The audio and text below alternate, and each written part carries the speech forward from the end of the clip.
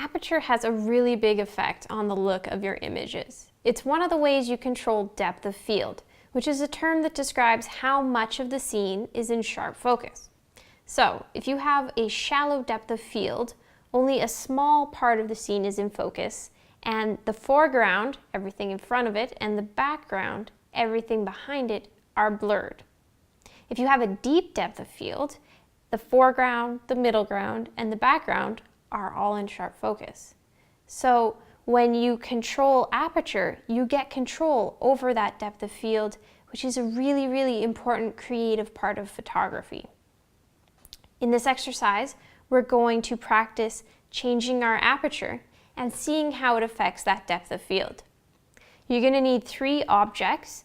Dinosaurs work really well, or any action figure. And you're going to take those objects and set them up at different distances from you. So make sure that they're kind of staggered so that you can see them all at once, and put them all at different distances. So the first thing you're going to do is put your camera into aperture priority mode, or AV. This is a semi-automatic mode, so you're going to control the aperture, but the camera's going to control the shutter speed. All we're really worried about here is aperture, so this is going to make it easy to do this exercise. The second thing is that you're going to have to set your ISO. If you're indoors doing this little exercise, you can put it to 800. That will work well. All right, now what we're going to do is we're going to set our aperture to the lowest value possible. This is going to be different for every lens, so there's no one aperture we're getting to. Just change your aperture dial until the number can't go any lower. That is your lowest aperture value. And that's when the aperture is wide open, so the hole in your lens is really open.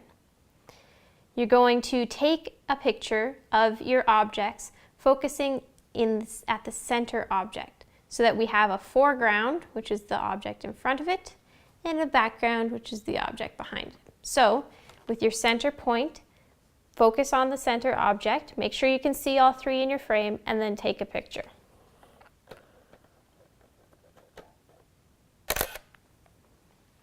Now, if you look at your photo, you'll notice that the foreground and the background are pretty blurred.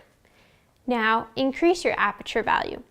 And you can go up a couple numbers, you don't have to go to the next one. The numbers don't really matter too much right now. We're just kind of getting a general idea of how aperture affects depth of field. So go up a couple values and take another photo. You'll notice that they're starting to get into sharper focus. Keep going up with your aperture values, taking photos along the way, up until you're at something pretty high like f11. Now you'll see that all 3 objects are in pretty sharp focus. We've gone from a very shallow depth of field with our low aperture values, only the center was in focus, to a very deep depth of field with our higher aperture values, where the foreground, middle ground, and background were all in focus. And I hope you can see just how much creative control this is going to give you over your photos. Say you're shooting a person and you want to make sure the focus of the image is just on them and there's nothing distracting about the background. You'll want to use a low aperture value with a shallow depth of field to make that background just blur out really nice. If you're shooting a landscape, you'll probably want to see more of the image in sharp focus, so you'll use a higher aperture value. This is a really, really essential part of photography, so practice it a lot. Go around your house shooting different objects at different aperture values so you get a really good handle on how the aperture affects depth of field.